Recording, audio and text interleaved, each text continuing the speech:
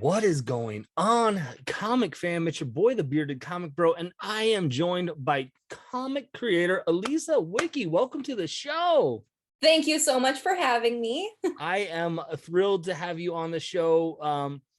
If you've been tuning into my channel a couple weeks ago, I had your counterpart, David Barron, on my show talking about a Kickstarter that we're going to talk more about this week because it's so freaking good. We have to talk about it. Yes. But before we hop into the Kickstarter, I want to know, how did you get in? How did you get into comics? Is this kind of your first foray into like reading comics, getting into comics, or have you always been a comic fan? How has that kind of started for you? I think I've always been a comic fan. This is my first time drawing comics, drawing a comic, which is kind of interesting to be doing that with such a seasoned vet as David is. But we met at a Comic-Con in Phoenix a number of years ago, and just kind of became friends on that scene.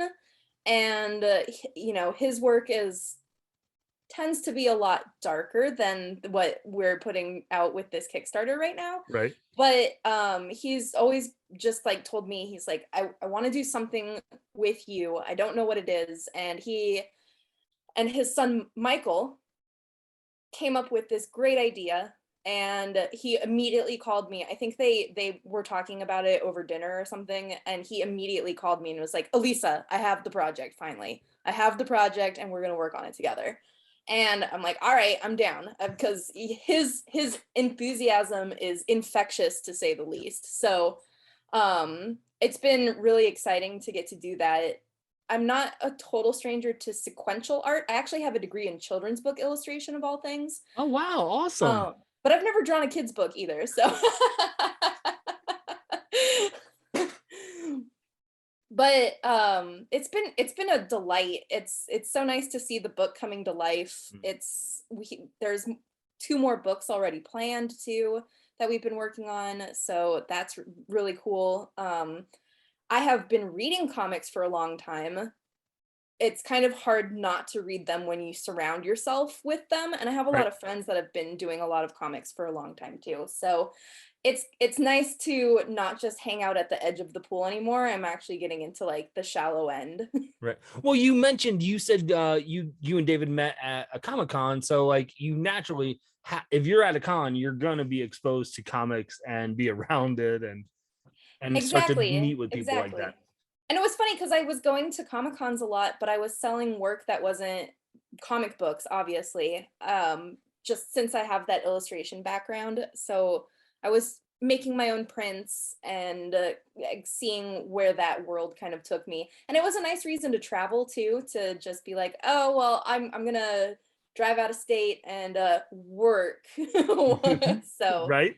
yeah. That's awesome. So you and David got connected, like you said, at a con. Um, Tell me about your art style, because it is a unique style, and I think it brings such a beautiful essence to the book. So where did you kind of develop your art style? I do think a lot of it comes from my love of children's books and the fact that I did go to school for that. I love whimsy and quirkiness and a little bit of irreverence in my work, I guess. And just the more misaligned a pupil is, I think it's just that much more exciting for me to look at. So that's 100% a source of the majority of like where my stylistic inspiration comes from.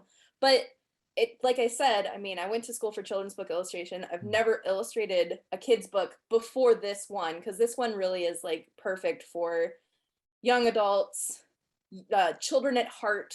There's Mhm. there's really something for everyone in it. So it's nice to see that kind of comes full circle in my work too. Yeah. So you have a degree in children's literature, which is awesome because I don't think I've ever had someone on my show with that degree before. And I think that's cool because we all were kids at some point and we all read books. And I'm reading to my daughter all the time books and things like that. So that's awesome. And we talked about your art a little bit, but let's talk a little bit more. When did you start to get into doing art? Was this something you always did as a kid? Was this something that kind of was like, how did that art then translate to you going, I want to do, I want to major in children's literature?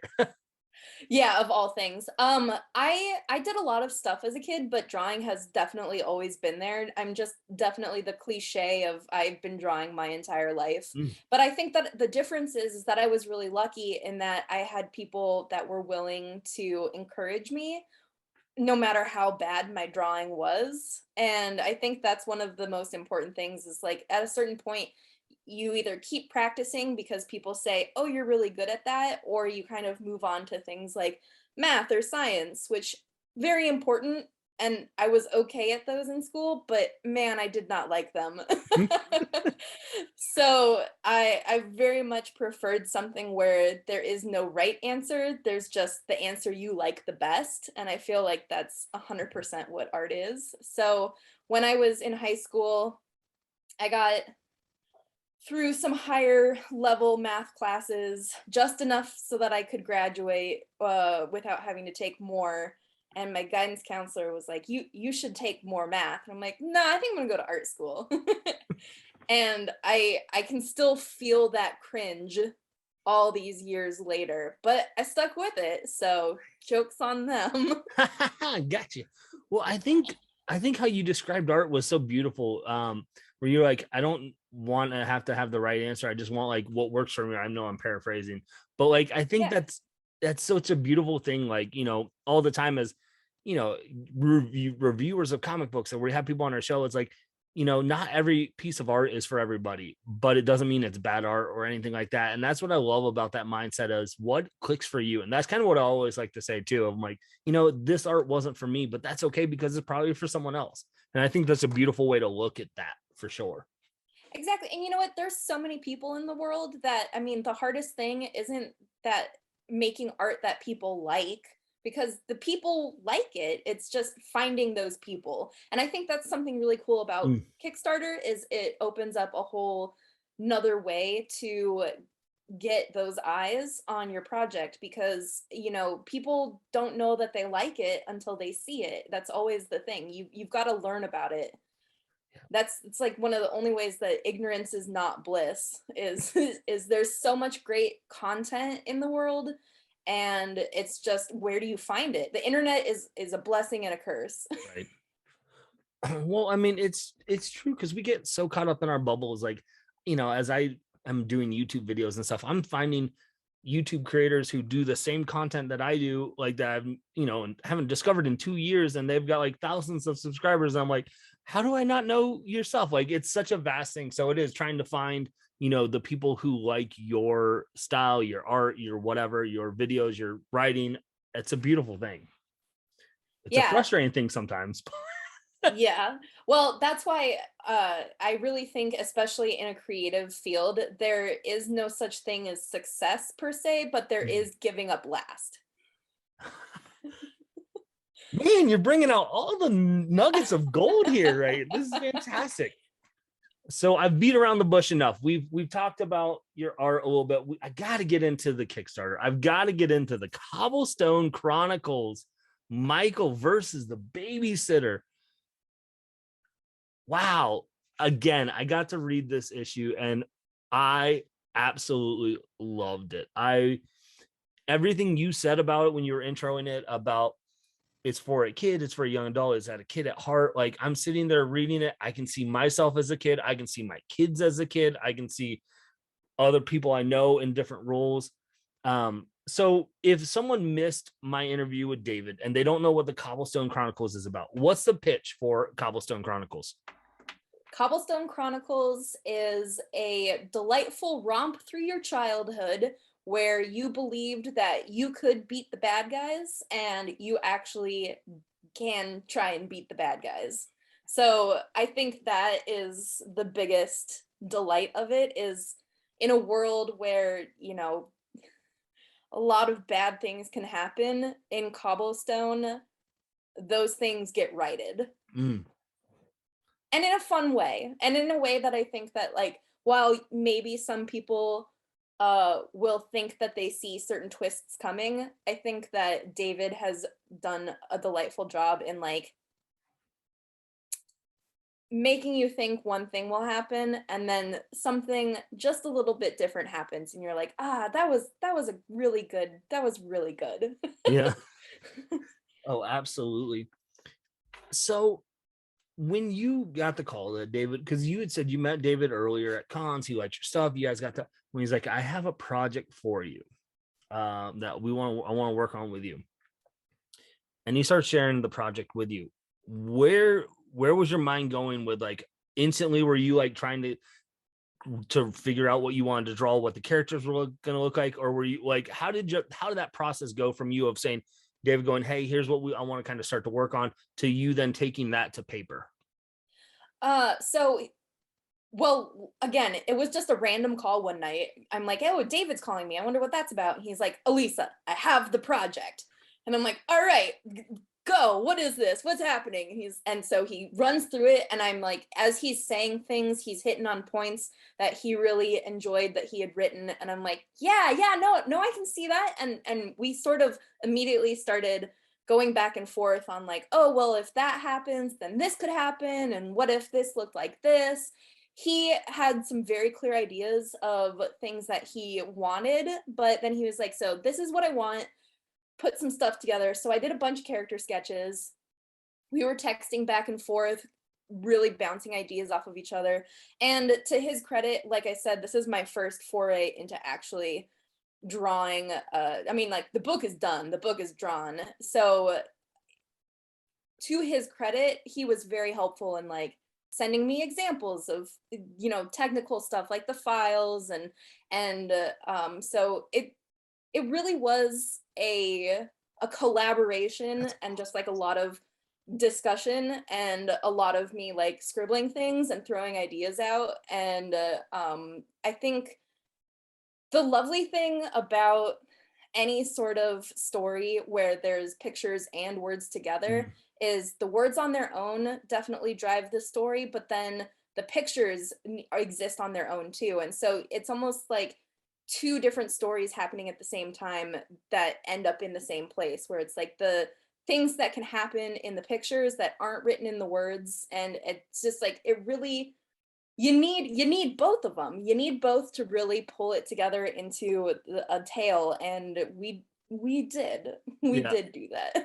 And it's great, and like you said, like how they complement each other so well, the art and the words, because I think, and this isn't giving away anything, I think there's like a page or two early on in the book, I want to say it was almost 2 pages if not even more, where it just is like the main Michael kind of trying to do kid stuff, and then like the very next panel is like chores, and he's trying to do more kid stuff, and it's like, so there's literally like 2 pages where there's very little words, but you feel that emotion, like you can feel the kid's pain as like Michael's just like, you can like Mm. the expression on his face, like, come, like, like we've been there, you've been there as a kid, and you've been, I've been there as a parent, like I'm like, oh my gosh, at both ends. Those were some of my favorite pages to draw.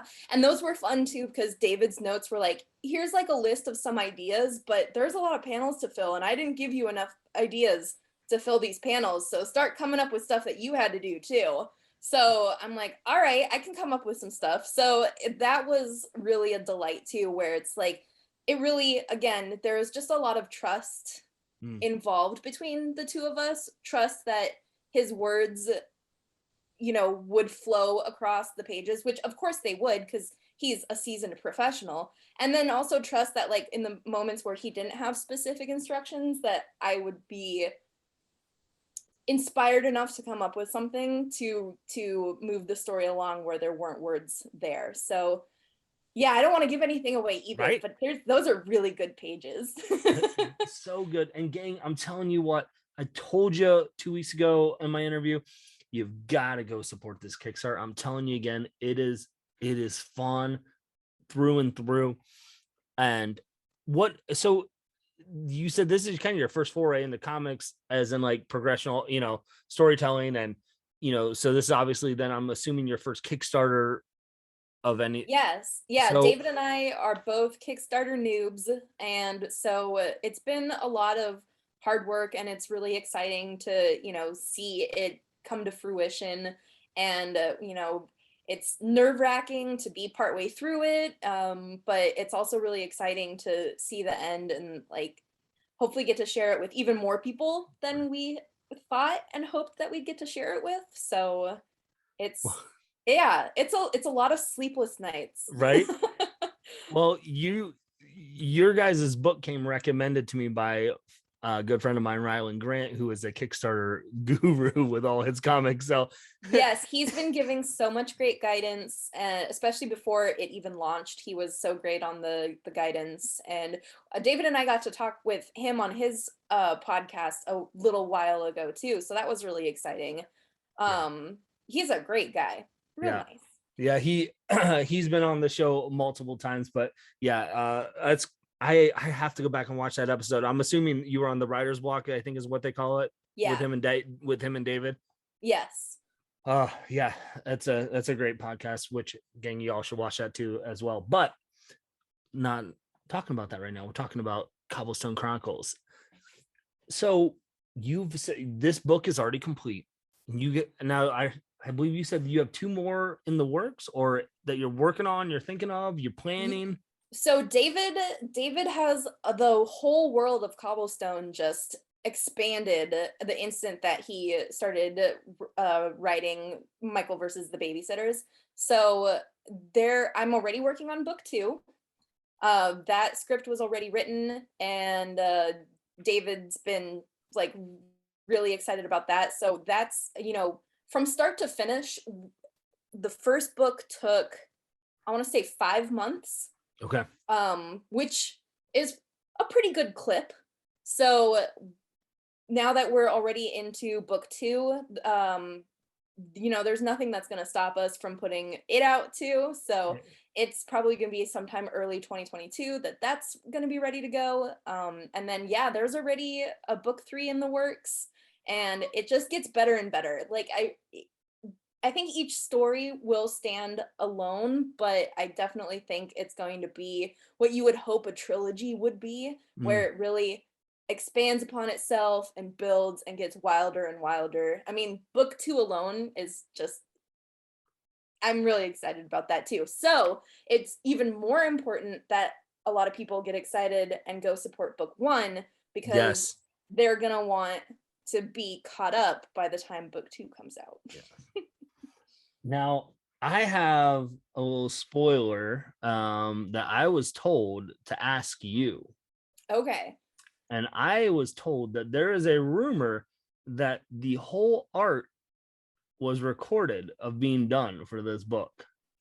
Yes, there is a time lapse of the entire book. I drew and inked the whole thing in Procreate, and I had the time lapse recording on the whole time. So there is a wild, I think it's like 45 minutes of time lapse footage of even from not even just the beginning of the first book, but we had put out a little holiday mini comic, and that is actually captured in the time lapse too. So it's wild. I think we might be showing some of that on the Kickstarter right now, if I'm not mistaken.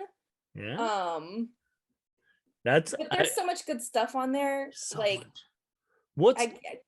What's some of your, so with the Kickstarter tiers and stuff, is there a tier that like you get really excited about, that like you like, hey, I'd recommend this, or this is a really cool tier? Or any of the tiers with the fan club, I think, are really cool. There's a secret fan club card with secret art that you don't see until you actually get your fan club card.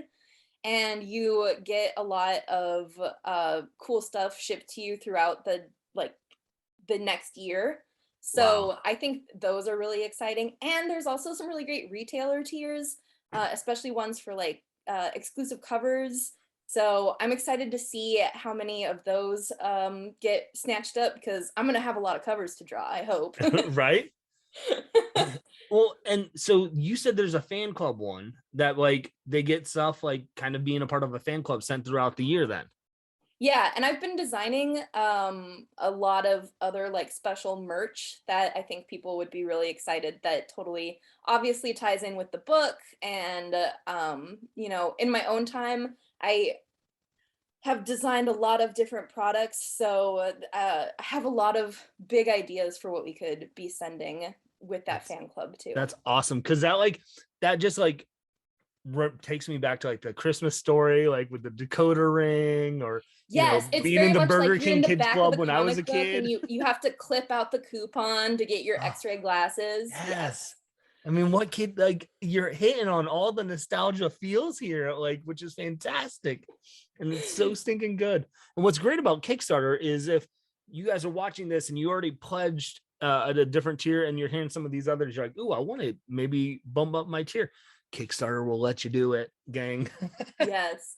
And there's also some amazing tier, another tier that I'm really excited about. I guess I don't know why it is. I must be a workaholic. I'm really excited about all of the tiers that I have to draw for. Just So make you work, do more stuff. keep me busy, please. So there's like the tier where you can get drawn into the book too. So I would highly recommend that. I don't want to give away what part of the book you're drawn into, but it is well worth it.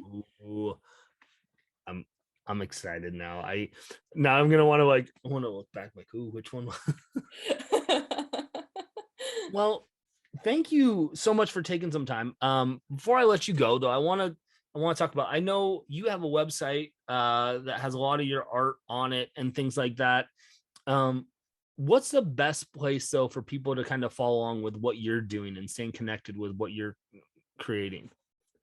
I am really lazy when it comes to social media. So I just barely started doing like TikTok and things like that. So I still am a little bit old school now in the sense that most of my stuff is on Instagram because it's a visual social Right. media. So it Yeah. makes the most sense to me. So my Instagram handle is at Elisa Wiki Draws Things. You can definitely check out my website, elisawiki.com. It loops back to my regular website, but it might be easier for some people to remember too, tinyframedthings.com, because that's something that I do a lot. I do a lot of miniature artwork, so that kind of is another fun foray that maybe I am able to tie in with the fan club in some way. Okay. And then definitely, I mean, my name, I think I'm the only person in the world that has it, so I'm not hard to find. And I have to ask, because I've been looking at it the entire video, are we going to see some hedgehogs in Cobblestone Chronicles at some point? We very well might, because he is sleeping right now. I do have a hedgehog, so I have a model right there ready to go. I might have to sneak in some pineapple somewhere into one of the Wait, time out. Is that your hedgehog's name? Pineapple? yeah. That's awesome. It's so good. That is a fun fact though, like about pets. I don't think it's a spoiler, but I will say there is a cat in the Cobblestone Chronicles, and that cat is modeled off of one of my cats who sadly passed away earlier this year. So David was really nice in that he was like, well, we can memorialize her That's awesome. via this book. So the cat in the book is totally modeled after one of my cats. Oh, that's such a nice little tribute then. Yeah, That's awesome. it made me happy. Good. Well, do you have, I know I hesitate to ask if you have anything else that you're kind of working on, because you're just like, I hope everyone gets every single tier where I have to continue to draw things. But do you have other stuff that you're working on besides Cobblestone Chronicles, or is there anything else that you can share before I let you go? Cobblestone Chronicles is probably one of the biggest things that I'm focusing on right now, because it's a lot of work, but it's a lot of fun. And we're in the middle of a Kickstarter, so that's super important. But I eat, sleep, and breathe art. I've got a art day job. I've actually got 2 art day jobs, and then I run my own art business, and I'm doing Cobblestone. So I'm just all over the place. So I really appreciate getting the chance to sit down and talk to you. Yeah. And then I'll have to get right back to drawing. Absolutely. Yeah. Like, you're like, we need to wrap this up because I gotta draw. Yeah. Well, Elisa, thank you so much for taking some time. Gang, the Kickstarter is live right now. Go support this Kickstarter. Find a tier that you like, the Kickstarter links in the description of this video. Elisa's website's linked in this web, everything that we talked about, all the links are in this video description. Check it out, click there, go support it. And thank you so much just for taking some time to talk about comics with me. I appreciate it so much. Thank you. No problem. So with that being said, gang, hopefully you can find some time to curl up, grab a book, and nerd out. Peace.